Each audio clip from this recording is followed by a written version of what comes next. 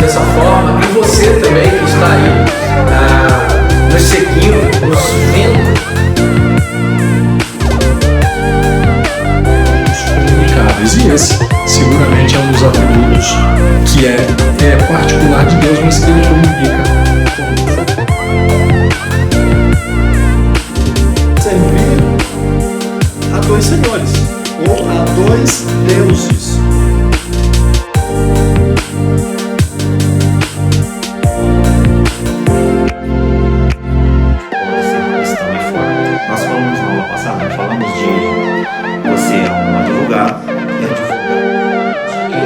Sexo e poder, esse é o material que nós estamos aqui, né?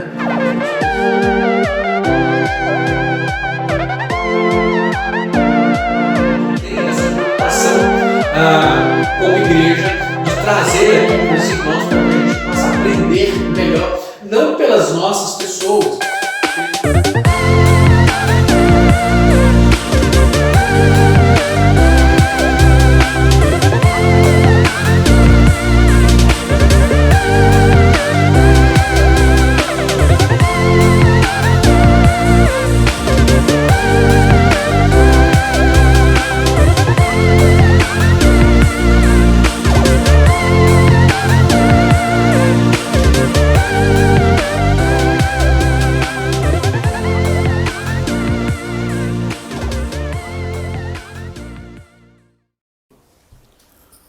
Graça e paz, meus irmãos, que a misericórdia e a graça do Senhor Jesus Cristo estejam com vocês.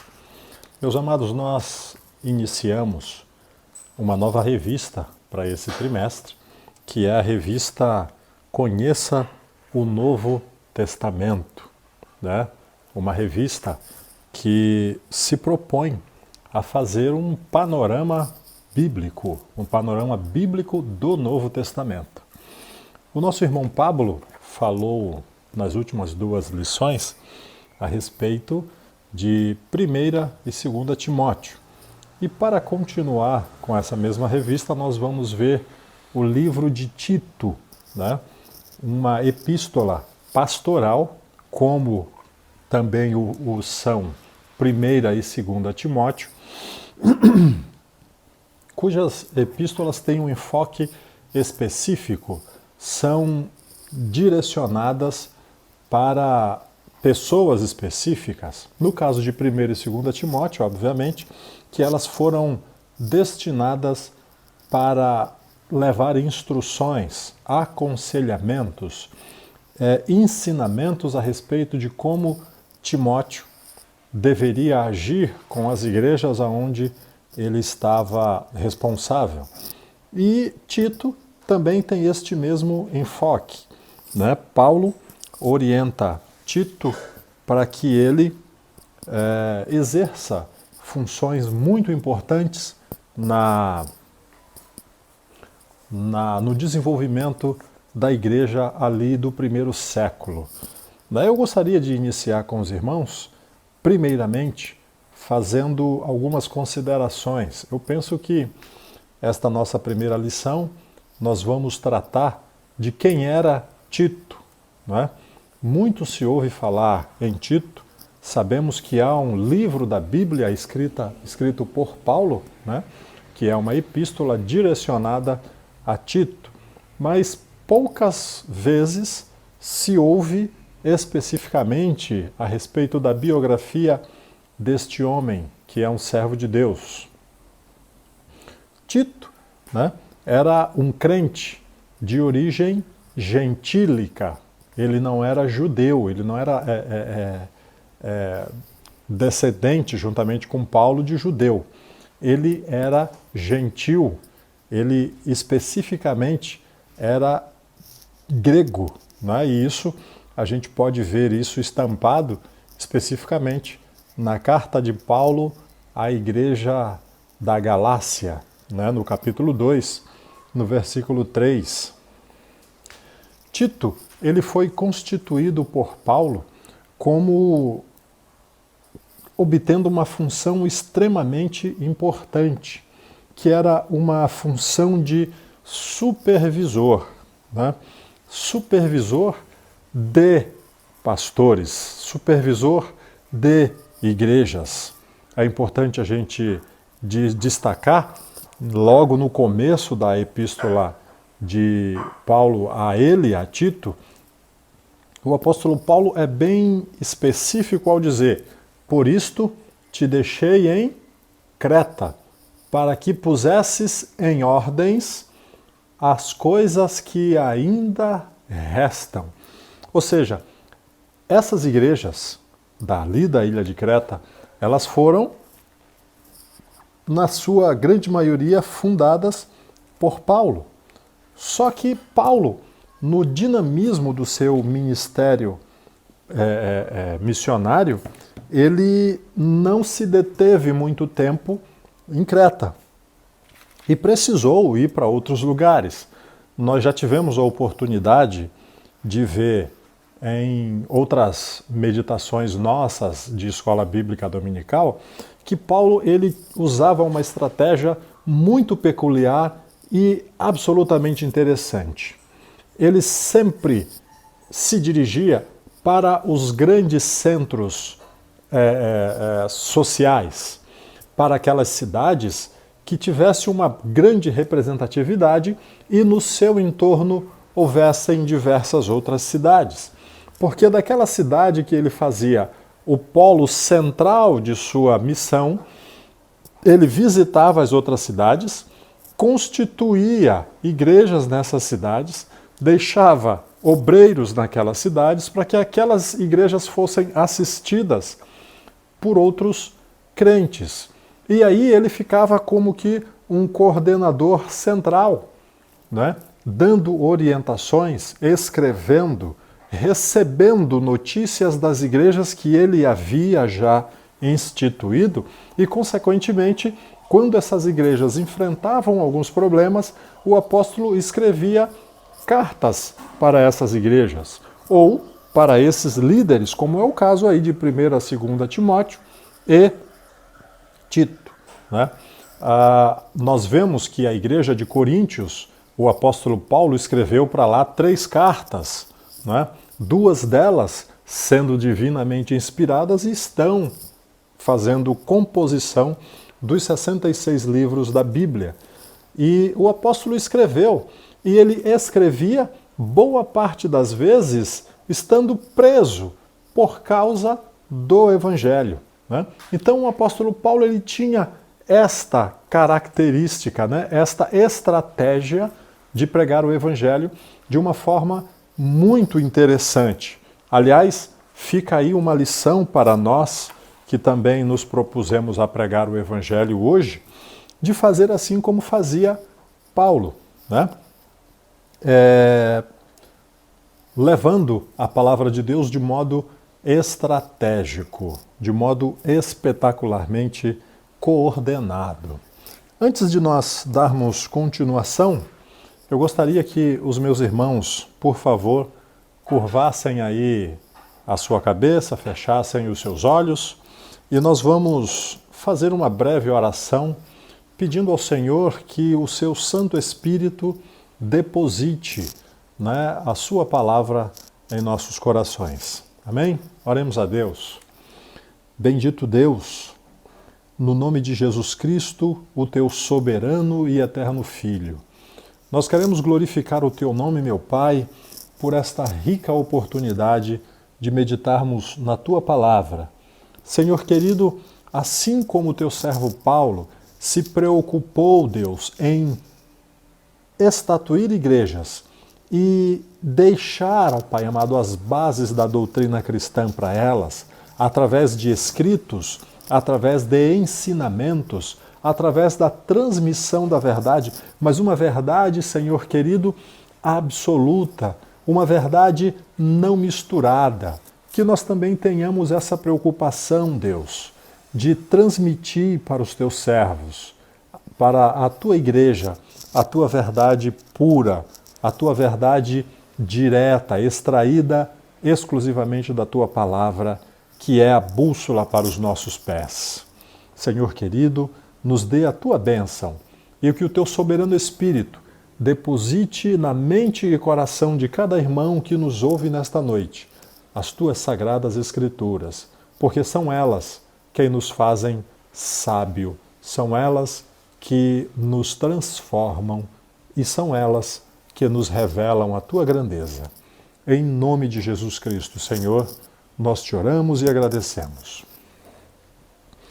Pois bem, meus irmãos, como já dissera aos irmãos, Tito, ele era um homem que gozava de uma confiança muito profunda da parte de Paulo. E Paulo, quando escreve a carta a Tito, ele começa logo no primeiro capítulo dizendo, no versículo 4, ele faz essa declaração de que Tito era realmente alguém muito próximo, alguém com quem ele gozava uma comunhão muito grande, alguém em quem ele depositava uma confiança extraordinária. Então ele diz o seguinte: a Tito, meu verdadeiro filho segundo a fé comum. Né? Graça, misericórdia e paz da parte de Deus, Pai, e do nosso Senhor Jesus Cristo. Veja só que nós podemos concluir por essas expressões do apóstolo Paulo aqui a Tito, que fora ele quem ganhara propriamente o Tito, né, Tito para o reino dos céus. Foi ele quem ganhou este homem para o Senhor Jesus Cristo. E ele faz isso de forma muito clara, dizendo que Tito era um verdadeiro filho dele na graça do Evangelho. Então, o apóstolo Paulo continua na sua carta escrevendo para este homem, dizendo: por esta razão, Tito, eu te deixei em Creta, né, para que pusesses em boa ordem as coisas que ainda restam, e de cidade em cidade estabelecesses presbíteros, como já te mandei. Tito, então, era este homem, companheiro de ministério de Paulo, que, em regra, o acompanhava para boa parte dos lugares onde Paulo ia. Tito é um homem que ganha citação nos livros de 2 Coríntios, do Novo Testamento, em Gálatas, em 2 Timóteo e no próprio livro que obviamente leva o seu nome, né? Gálatas, por exemplo, cita que Tito esteve presente em Jerusalém por ocasião do Concílio de Jerusalém, quando os apóstolos estavam discutindo a respeito dos preceitos judaicos que boa parte dos cristãos, dos judeus que se convertiam ao Evangelho, queriam impor aos gentios.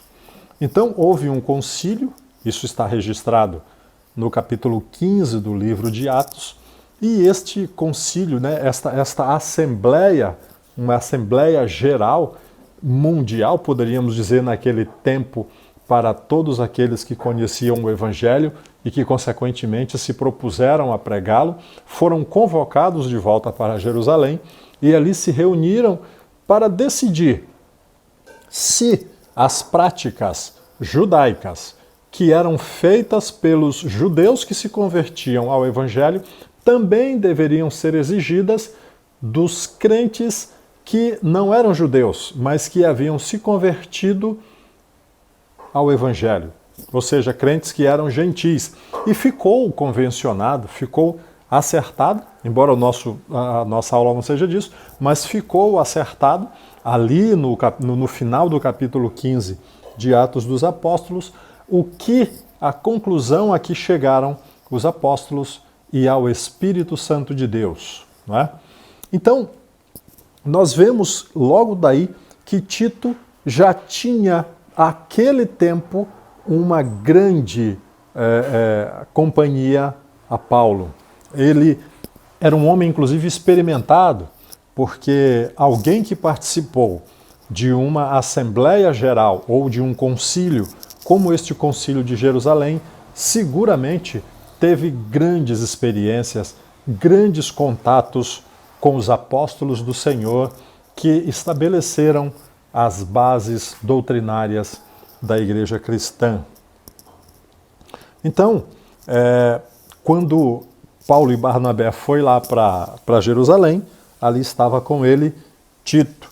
Se nós observarmos bem do livro de Coríntios, Tito é mencionado na Epístola de Coríntios cerca de 8 vezes. É importante dizer que este homem gozava de uma intimidade, gozava de uma confiança e acompanhava Paulo de tal modo nas suas ações missionárias que há discípulos de Jesus Cristo que não recebem a mesma quantidade de citação de vezes nas cartas do Novo Testamento. Discípulos que, consequentemente, foram içados à condição de apóstolo e que simplesmente não se ouve mais comentários ao seu nome. E Tito, né, embora apóstolo não fosse, mas tamanha sua contribuição no ministério do apóstolo Paulo, homem que escreveu 13 dos 20 e 27 livros da Bíblia, né? Ou seja, praticamente a metade, né, dos livros da Bíblia foram escritos por Paulo. Então, ele esteve presente em um dos momentos mais difíceis da igreja de Coríntios, né? É provável que tenha visitado a igreja de 1 Coríntios cerca de 3 vezes. A igreja, cerca de 3 vezes.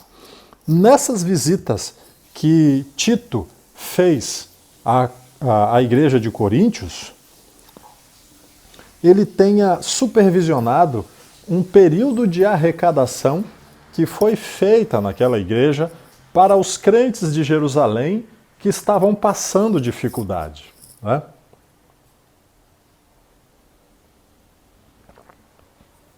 Tito, então, teve esta incumbência e participou juntamente com a igreja dessa arrecadação, que, aliás, diga-se com propriedade, foi uma arrecadação extremamente importante para a igreja em Jerusalém, que estavam passando por problemas de cunho financeiro, social e logo de manutenção material bastante expressiva. Quando Tito chegou a Coríntios, a situação por lá era muito difícil, né? Nós vemos o relato de Paulo escrevendo à igreja de Coríntios que havia o problema da imoralidade, havia o problema da discórdia, né? Discórdia geradora, inclusive, de grandes facções dentro daquela igreja de Coríntios. Não foi à toa que a igreja de Coríntios, num determinado momento de sua história, chegou até mesmo a se opor ao próprio apóstolo Paulo. É interessante que nós vamos ouvir o apóstolo Paulo relatando, registrando em uma de suas cartas, quando alguns que combatiam o seu apostolado diziam que Paulo não era apóstolo porque ele não tinha andado com o Senhor, ele não tinha visto o Senhor ser batizado no Rio Jordão, ele não havia visto o anjo descer em forma de pomba, o Espírito descer em forma de pomba sobre o Senhor Jesus Cristo. E tampouco não havia visto também o Senhor Jesus Cristo ser elevado para os céus, onde está permanentemente. Então, estes argumentos eram argumentos muito pesados, eram argumentos muito duros que se usava contra o apóstolo Paulo. E o apóstolo Paulo, para refutar este tipo de opositores, ele começa escrevendo de forma maravilhosamente singular, como aliás só ele sabia. Ele começa dizendo: olha, eu conheço um homem, se no espírito não sei, Deus o sabe, foi arrebatado até ao terceiro céus. O apóstolo Paulo não estava fazendo esse tipo de comentário especificamente na sua carta para se vangloriar, para se superpor a ninguém. Ele estava simplesmente defendendo o seu apostolado. E ele estava demonstrando para aqueles que o contradiziam que, se eles quisessem demonstração de que o apóstolo Paulo era um apóstolo efetivamente convocado e comissionado pelo Senhor, ele cita então uma das passagens mais singulares que nós encontramos na Bíblia do Evangelho. Ele diz que foi arrebatado até o terceiro céus. E a ele foi revelada grandezas, foram feitas revelações que ao homem não é lícito que se revele. Mas o Senhor Deus revelou ao apóstolo Paulo tudo isso para provar que realmente ele era servo de Deus, ele era apóstolo constituído pelo Senhor. Então, Tito, ele chega num desses momentos na igreja de Coríntios. Ele compartilha com Paulo, ou melhor, ele sofre juntamente com Paulo este tipo de discriminação ou de rejeição por parte daqueles irmãos a quem o apóstolo profundamente amava, a quem o apóstolo intercedia com regularidade. Então, Tito tinha esta familiaridade. Foi nessas circunstâncias vividas pela igreja de Coríntios que Tito foi portador de uma carta exortativa de Paulo, trazendo recomendações e exortações para a igreja de Coríntios. Né? Nós vemos também que foi Tito, igualmente, quem, a pedido de Paulo, levou a segunda epístola de Coríntios para aquela igreja. Não é? Por quê?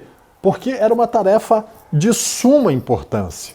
Era uma tarefa extremamente exercida só por quem gozasse de uma confiança singular da parte do apóstolo Paulo. E Tito teve essas características. Vindo aqui para a questão da incumbência principal que Tito recebeu de Paulo. É importante dizer que nós temos duas expressões na Bíblia que são as expressões bispo e ancião. Na maioria dos livros do Novo Testamento, essas palavras elas são sinônimas entre si. Elas querem dizer a mesma coisa. Agora, quando nós nos referimos aos mesmos termos, bispo e ancião, na epístola de Tito e na epístola de 2 Timóteo, 1 e 2 Timóteo, elas ganham uma notificação completamente diferente. Elas então fazem distinção entre uma coisa e outra. Timóteo foi recebendo esta função também de estabelecer líderes dentro da igreja. Mas Tito, ele recebeu uma função que nós poderíamos dizer muito mais importante do que a própria função de Timóteo. Ele não recebeu, ou melhor, Timóteo, ele tinha a função de trabalhar com pastores, dando orientação aos pastores. Já Tito, ele exercia uma função que os grandes teólogos chamam de supervisor de pastores e supervisor de igreja. Aquela região de Creta, meus irmãos, ela era composta de mais ou menos 100 cidades.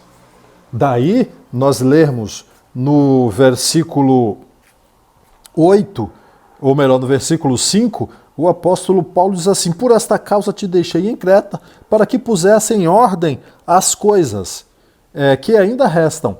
E ele utiliza a seguinte frase: e de cidade em cidade estabelecesses presbíteros como já te ordenei.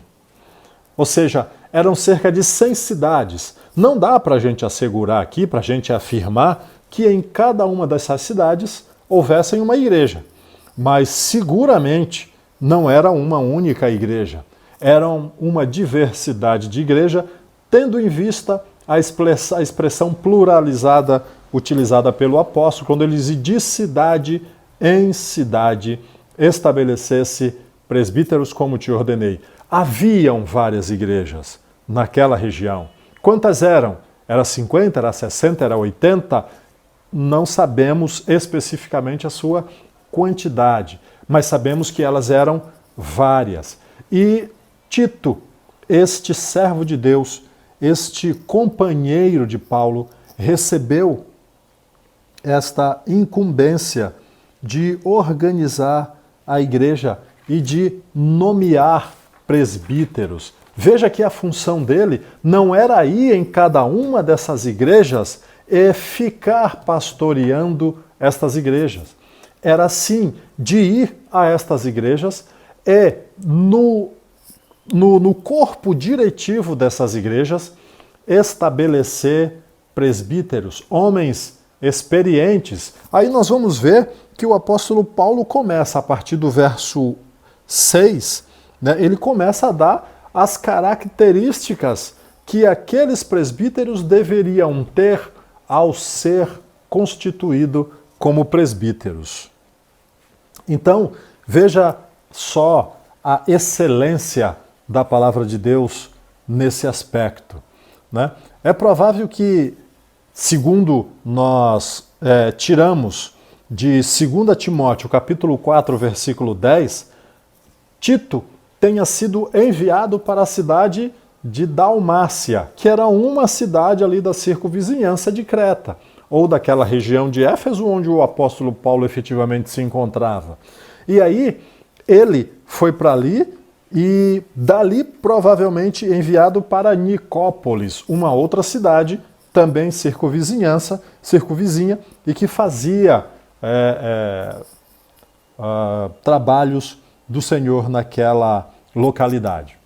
Há alguns grandes teólogos, embora isso não tenha evidência interna, ou seja, evidência que se extrai da Bíblia, que comprove esse fato, talvez algumas citações de alguns escritores, mas que não são escritores altamente confiáveis, há alguns teólogos que sugerem que Tito fosse irmão de Lucas, mas isso são apenas algumas sugestões que não têm evidências concretas que provem isso.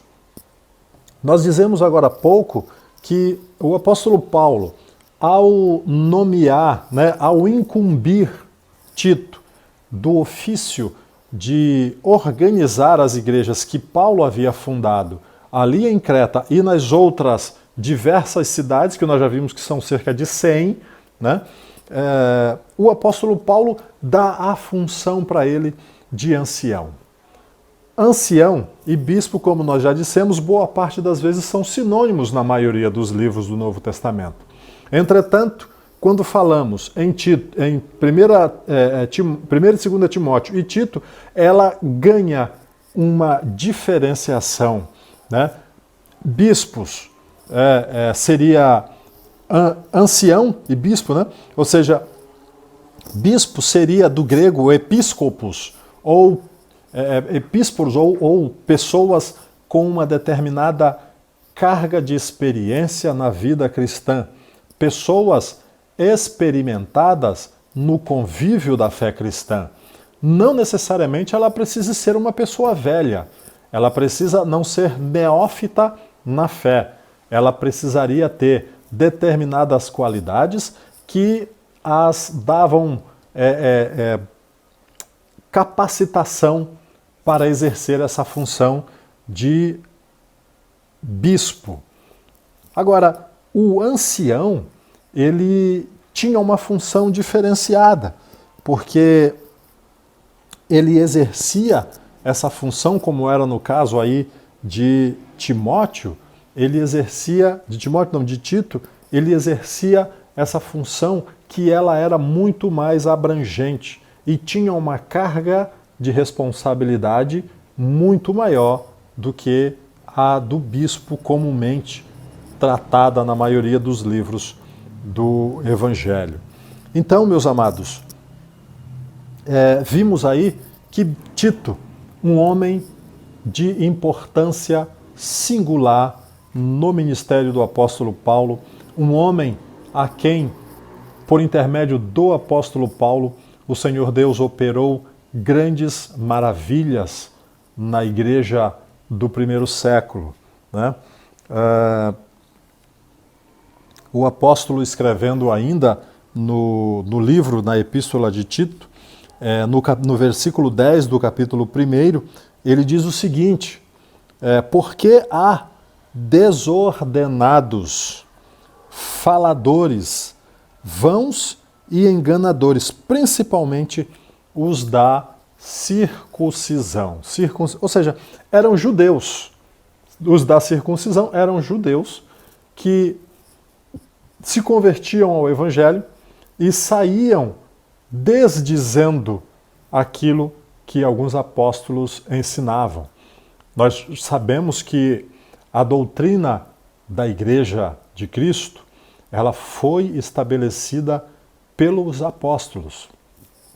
Nós extraímos do livro de Paulo, 1 aos Coríntios, capítulo 3, do versículo 11 ao 15, quando ele começa explicando exatamente o seguinte: eu, como sábio construtor, né, lancei os fundamentos, mas veja cada um como edifica sobre esses fundamentos. O apóstolo Paulo está falando de forma muito clara que as bases, os princípios, os fundamentos do cristianismo foram estabelecidos pelos apóstolos, dos quais o apóstolo Paulo é um deles, né?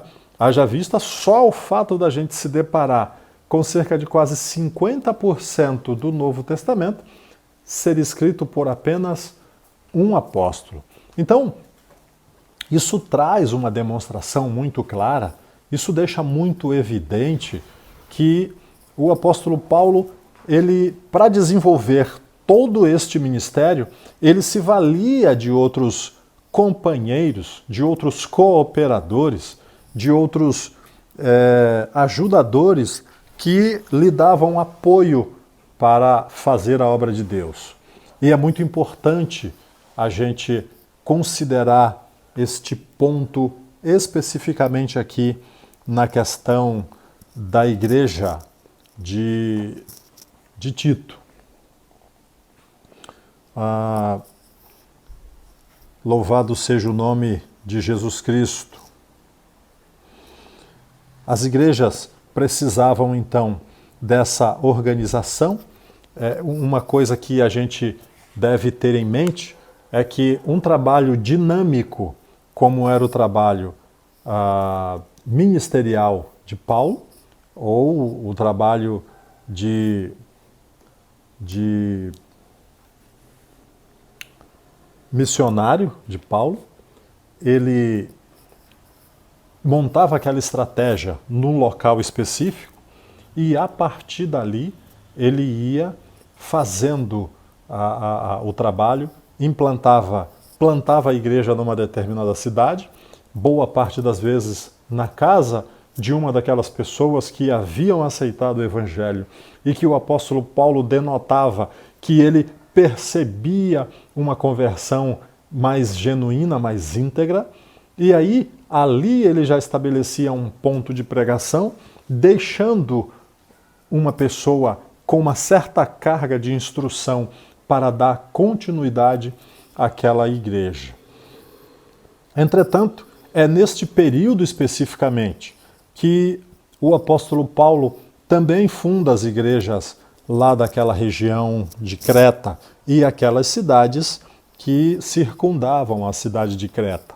Veja que o apóstolo Paulo deixa Tito incumbido de visitar as diversas igrejas, porque ele fala, e de cidade em cidade, por que não dizer de igreja em igreja, dessas cidades, é muito provável que houvesse cidades que tivessem mais de uma igreja, porque isso dependeria muito da distribuição demográfica daquele povo dentro de uma determinada cidade. Se uma cidade tivesse 30, 40 mil pessoas, 20 mil pessoas, eram cidades que comportavam mais do que uma igreja e que, consequentemente, certamente teria mais do que uma igreja. E a partir dali, a partir daquele núcleo primevo que o apóstolo Paulo edificava aquela primeira igreja, ele ia para outras cidades e deixava alguém com capacidade não só para manter aquela igreja, como para fazer discípulo e, consequentemente, abrir outras portas de pregação do Evangelho. Tito tinha então esta função, esta incumbência dada pelo próprio apóstolo para levar, o Evangelho de Jesus Cristo a essas localidades. Veja só que o momento em que Tito recebe essas instruções de Paulo, este encargo da parte do apóstolo Paulo, era exatamente quando estava surgindo algumas questões de ordem filosófica, principalmente de ordem pagã, numa filosofia pagã conhecida como gnosticismo, que teve ali o seu embrião nascendo nas igrejas da Ásia Menor, nas igrejas daquela localidade. Então o apóstolo Paulo deixa ele ali exatamente para que ele viesse combater, porque ele fala, há muitos desordenados faladores vãos e enganadores. Ou seja, pessoas que estavam avocando para si, ou seja, estavam se autoproclamando mestres, quando na verdade não sabiam nem mesmo o que estavam falando. Então era nessas circunstâncias, era diante desse cenário que o apóstolo Paulo chegou e deixou ali Tito, para que Tito pudesse combater esses homens. Veja que o apóstolo Paulo chega e dá essas declarações, essas incumbências, essas responsabilidades fortes a Tito, para que ele combata estes homens com autoridade principalmente do poder convincente da palavra de Deus. Tito deveria ter um conhecimento bem abrangente daquilo que o apóstolo Paulo já pregava. Nós devemos ressaltar aqui que Tito não vivia com uma Bíblia com 66 livros como nós vivemos hoje. Por quê, irmão Reginaldo? Ele não acreditava no Evangelho? Não, porque esta Bíblia ainda não existia. O único compêndio, a única reunião de livros que tinha naquele momento era apenas a Torá, o Antigo Testamento. O Novo Testamento estava sendo escrito, tanto que nós vimos há pouco atrás, aqui mesmo eu dizendo, que Tito teve a oportunidade de levar uma das cartas do apóstolo Paulo, a segunda carta do apóstolo Paulo, a igreja de Coríntios. Ou seja, era naquele momento que as bases da fé cristã estavam sendo constituídos, os alicerces do evangelho estavam sendo construídos, para depois essa casa ser construída em cima e receber todas as suas paredes, todas as suas definições. Tito, ele tinha autoridade suficiente, incumbida pelo próprio apóstolo Paulo, de chegar e calar a boca daqueles que eram contradizentes. Olha a autoridade que este homem tinha vinda da parte do Espírito de Deus. Não era um gaiato, não era um intrometido, não era alguém que se achava alguma coisa, era alguém que recebeu uma incumbência específica do apóstolo para fazer a obra do Senhor Jesus Cristo. Ele representava o próprio apóstolo Paulo para aquelas igrejas que o apóstolo Paulo havia estabelecido, né? Porque ele vinha em nome de Cristo Jesus, em nome do apóstolo Paulo, que o havia comissionado para isso. Então, meus amados, este é Tito, este personagem muitas vezes comentado no meio evangélico, mas pouco conhecido dos cristãos, né? Tito era um homem que estava, né, com a responsabilidade de estabelecer, né, como um supervisor de igrejas e pastores e de estabelecer presbíteros, de estabelecer líderes, de estabelecer pasteadores, né, pastores de pastores de crentes, né, de pessoas naquele contexto histórico em que ele vivia. O primeiro século, uma ou outra carta dos apóstolos já circulavam, como nós vimos, a segunda carta de Coríntios foi escrita por aquele tempo e Tito teve a oportunidade de levar para a igreja de Coríntios. A igreja de Coríntios, como nós também já dissemos, havia rompido com o apóstolo Paulo. Foi grande o embate que o apóstolo Paulo precisou desenvolver para que ele conseguisse reconquistar ali, reconquistar ou dissuadir, né, demover alguns daqueles crentes da igreja de Coríntios para que eles voltassem a tomar as orientações dadas por Deus ao apóstolo Paulo. O objetivo de Tito, dentro da incumbência ministerial que o apóstolo Paulo deu para ele, era de enfrentar os falsos mestres, pessoas que apareciam no meio da igreja como se grandes conhecedores das Escrituras fossem, como se tivessem recebido grandes instruções da parte do Senhor e, na verdade, ficavam apenas contando bravata ou tentando fazer com que os cristãos gentios fossem obrigados a cumprir as mesmas práticas que os crentes judeus cumpriam. Aliás, isso foi problemas de algumas desavenças no começo da igreja cristã.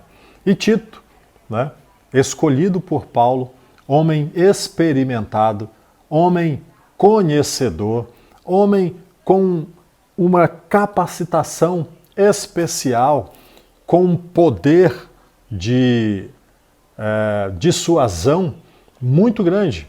Tanto que o apóstolo Paulo é muito claro para ele, dizendo que ele devia repreender aqueles que contradissessem a palavra de Deus e, consequentemente, aqueles que não estivessem obedecendo aos ensinamentos do evangelho genuíno.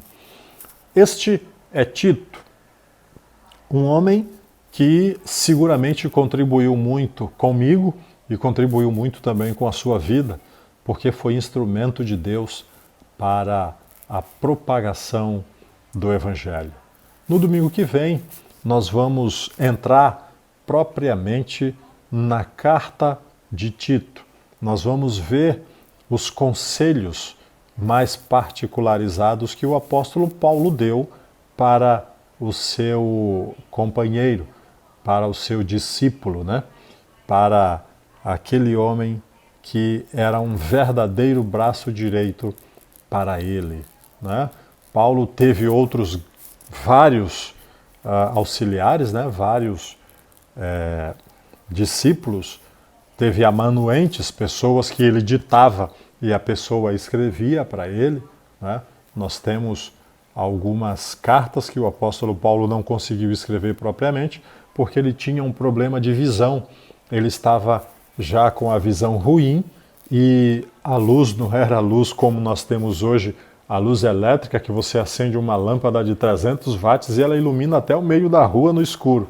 Aquele tempo era tempo de lâmpadas, lamparinas, né, que era um recipiente onde se colocava o óleo e saía um morrão, né? A gente lá em São Luís chamava de morrão, é um murrão, né? E aqui era como se fosse uma parte daquele pano, daquele material que tinha contato com o azeite e ele ficava iluminando ali por bastante tempo. Então aquele tipo de iluminação era uma iluminação precária e aquilo fazia com que a visão fosse muito exigida e que, consequentemente, acabavam apresentando problemas. Mas, né, o apóstolo Paulo tinha, dentre esses seus discípulos, aqueles amanuenses que escreviam para ele, né? E assim, meus irmãos, nós concluímos aqui esta primeira fase do livro de Tito, né? Na semana que vem nós vamos falar mais detidamente sobre uma epístola pastoral, qual é o objetivo dela, né? São epístolas particulares que trazem uma mensagem toda especial, né? Elas não são epístolas dirigidas especificamente para uma igreja, mas ela é epístolas dirigidas para uma pessoa, né? No caso de 1 e 2 Timóteo, para Timóteo, e Tito, para Tito. Entretanto, como a palavra de Deus se renova a cada dia, como a palavra de Deus é essa bênção que revela as ações do Senhor em favor do seu povo, essas cartas são verdadeiras bênçãos, verdadeiras revelações do Senhor Deus para as nossas vidas. Amém, meus irmãos? Vamos agradecer a Deus por esta meditação e na semana que vem nós daremos continuidade em nome de Jesus Cristo. Curve a sua cabeça, vamos orar a Deus e anote esses pontos aí na sua Bíblia, né? É claro que essa biografia de Tito é uma biografia que ainda tenha muito mais pontos a serem comentados. Entretanto, nós içamos aqui um ou outro ponto que entendemos ser essencial para que nós possamos entender, compreender, né, a figura deste servo de Deus, que era um dos grandes cooperadores do apóstolo dos gentios, do apóstolo Paulo. Oremos a Deus e agradecemos ao Senhor por esta lição maravilhosa para as nossas vidas. Senhor nosso Deus, Deus maravilhoso, em nome de Jesus Cristo nós queremos te louvar, Senhor, por esta lição a respeito da vida deste personagem chamado Tito, servo teu de muita utilidade no primeiro século da Igreja Cristã, homem que seguramente contribuiu bastante, Senhor amado, com a sua confiabilidade, com a sua integridade, com a sua lealdade, com a sua segurança, com a sua conversão genuína, Senhor amado, ó Deus, servindo de um líder na região ali da Ásia Menor. Meu Pai amado, eu te agradeço e que tu possas, em nome de Jesus Cristo, gravar, Senhor amado, esses ensinos, essas instruções nos nossos corações e nas nossas mentes, para que sempre saibamos responder para aqueles que nos indagarem a respeito da condição da nossa fé. em nome de Jesus Cristo. Que o Senhor Deus nos abençoe. Amém. Deus abençoe, meus irmãos. Até domingo que vem.